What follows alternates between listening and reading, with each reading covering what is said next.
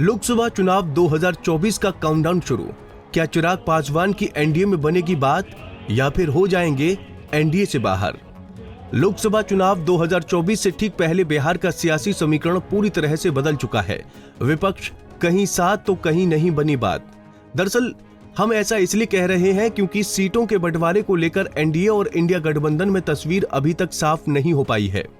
एक तरफ जहां 3 मार्च को पटना के गांधी मैदान में महागठबंधन की जन विश्वास महारैली ने एकजुटता की ताकत दिखाई, तो वहीं दूसरी ओर 2 मार्च को बेगूसराय, औरंगाबाद और फिर 6 मार्च को बेतिया में हुई प्रधानमंत्री नरेंद्र मोदी की जनसभा में पीएम मोदी के हनुमान कहे जाने वाले चिराग पासवान और राष्ट्रीय लोक मोर्चा के मुखिया उपेंद्र कुशवाहा के नहीं दिखने पर सवालों के बादल घने हो गए हैं। बिहार में 40 लोकसभा सीटें हैं और एनडीए में 6 पार्टी के दल शामिल हैं, जिसमें बीजेपी और जेडीयू के अलावा चिराग पासवान, केंद्रीय मंत्री पशुपति पारस, उपेंद्र कुशवाहा और हिंदुस्तानी आवाम मोर्चा जीतनराम मांझी की पार्टी शामिल है। मंथन इस बात पर हो रहा है कि बिहार की 40 में से कितनी सीट किसकी झोली में जाएंगी। 1 महीने पहले तो सीटों को लेकर फॉर्मूला लगभग तय ही था, लेकिन जैसे ही मुख्यमंत्री नीतीश कुमार एनडीए में वापस आए तो सीट बंटवारे को लेकर पेच फंस गया। तो वहीं सूत्रों के मुताबिक इस बात की भी चर्चा है कि वीआईपी पार्टी के प्रमुख मुकेश सहनी को एनडीए में 1 सीट का ऑफर दिया जा रहा है। इधर लोकसभा चुनाव को लेकर अभी भले ही सीटों का बंटवारा नहीं हुआ हो, लेकिन जेडीयू ने अपना दावा ठोक दिया है। जेडीयू की 16 सिटिंग सीटें हैं और मुख्यमंत्री नीतीश कुमार भी इन्हीं 16 सीटों पर चुनाव दोबारा लड़ना चाहते हैं।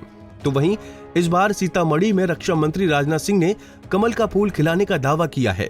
पिछली बार के चुनाव में बीजेपी 17 सीट जीती थी। ऐसे में सवाल ये उठता है कि अगर जेडीयू के खाते में 16 सीट जाएगी तो बीजेपी के पास 17 सीट तो बचती हैं।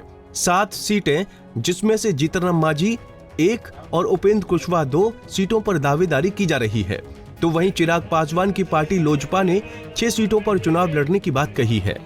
दरअसल हाल ही में एक प्रेस कॉन्फ्रेंस में एलजेपी के प्रदेश अध्यक्ष राजू तिवारी ने बताया कि 6 सीट प्लस 1 राज्यसभा, इस पर हमारी बातचीत हुई है। सुनिए राजू तिवारी का ये बयान।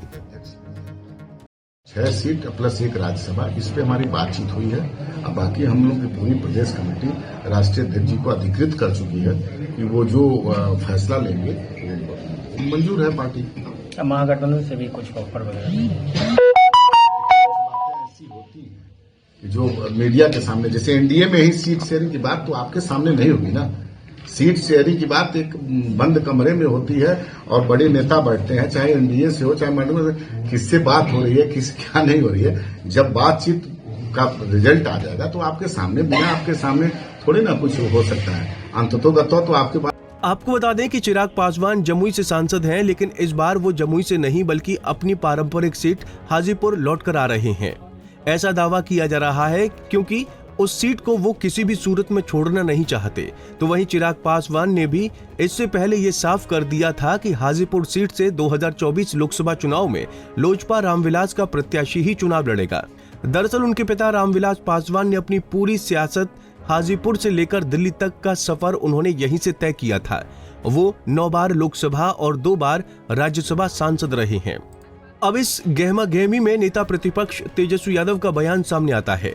तेजस्वी कहते हैं कि हमें तो कहीं जाना नहीं है, अगर किसी को आना है तो वो आ सकता है। अब तेजस्वी के इस बयान को लेकर सस्पेंस ये बना हुआ है कि अगर एनडीए खेमे में अगर चिराग पासवान की बातचीत नहीं बनती है तो इसके लिए वो अगला कदम ये उठा सकते हैं कि तेजस्वी के साथ चले जाएंगे। हालांकि ये सब कुछ अभी भविष्य पर निर्भर करता है कि तेजस्वी यादव के बयान के क्या मायने हैं।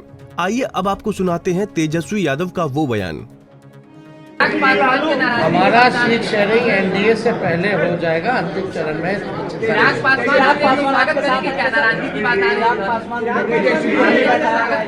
इसमें हमको क्या कहना, हमको तो कहीं जाना है नहीं, हम तो जहाँ हैं वहीं हैं। जिनको आना होगा वो ना बताएंगे, वो तब की बात है। बहरहाल आपको बता दें कि सीटों के बंटवारे को लेकर बीजेपी और जेडीयू के बीच बातचीत लगभग तय हो चुकी है। ऐसा इसलिए कहा जा रहा है क्योंकि मुख्यमंत्री नीतीश कुमार और राज्यसभा सांसद संजय झा 7 मार्च से 1 सप्ताह के लिए लंदन दौरे पर जा रहे हैं और वहां से लौटेंगे तो 13 या 14 मार्च तक ये अंदाज है कि मंत्रिमंडल विस्तार हो जाएगा। ऐसा जीतनराम मांझी का कहना है। वहीं मांझी ने यह भी कहा कि 2-3 दिन के अंदर एनडीए की बैठक होगी, उसमें तय होगा कि कौन कहां से चुनाव लड़ेगा।